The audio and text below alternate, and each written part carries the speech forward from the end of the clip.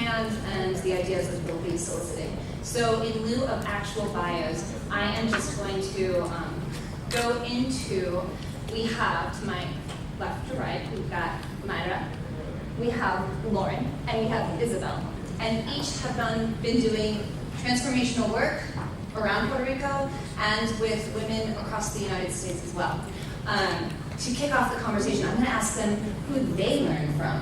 And if you could each give an example of one Twitter feed or Instagram person or even TikToker for the kids out there, for Cordell's daughter, who we should be following. A big theme, if you heard from Cordell last night, is about togetherness. And we go further for a longer period of time together.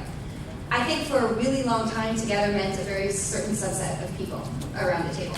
And that is starting to widen and to diversify. And together looks a lot different in 2022 than it might have looked in 2005, in 1990, and whenever that first accolade of the Go Further Together started. So who's part of that together? Who should we be following from? Myra. Awesome, thank you, Hannah. My specialty is entrepreneurship. So the women that I tend to follow are entrepreneurs. A woman that I love, that I admire, is Sarah Blakely.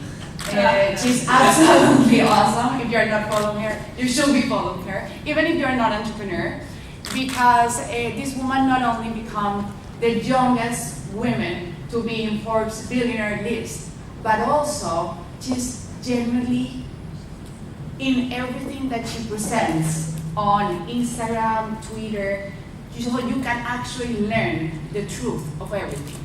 So I really admire how she connects her family, her success, her employees, her company, all her stories in one amazing story in Instagram, which is my favorite place to follow her, but you can follow her everywhere. Great. One for Sarah Blakely. Go ahead. Good morning, everyone. Buen día. Yeah, let's do that again. Buen día. Buen día. Buen día. All right. Good morning. I'm Lauren Mylan. I'm so thrilled to be here with you. This is a fun question to start the morning off with, and I will say that the folks that I tend to follow and love, they might be those folks that kind of live by the tagline, real G's move in silence. So I love that y'all are awake this morning and listening. This is great. And even for those of you who are on Eastern time, I'm very proud of you. Because you're an hour behind, maybe your body's feeling like it. It's 9:38 in Puerto Rico.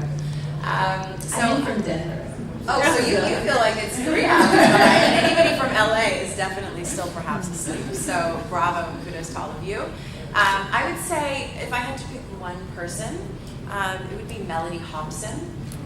She's in the finance world. I see many heads nodding, so folks know who she is. But she, to me, is the epitome of grace, sophistication, intelligence, moving in boardrooms, spaces, and places, and really being a real G who moves in silence in many ways, although she's become louder and more accessible and influential on social networks, primarily LinkedIn. She does Instagram, but I really respect how she combines family, leadership, and also driving and creating legacy. Thank you so much. Well, I also had Sarah Blakely, but I also follow Mel Robbins. She's a lawyer, did a bit of a career change, has a podcast now. And I also follow Adam Grant. It's just a lot of positive quotes, starting the day in a good mood, always good. So I like to follow those kinds of feeds that remain positive and you start the day with a good kick. Yeah. I love that. So next year we get Sarah Blakely also on this panel. It's just a request, but these are some fantastic women to be following. I will add Sloan Ortel. She does some really interesting work in thinking through finances, especially as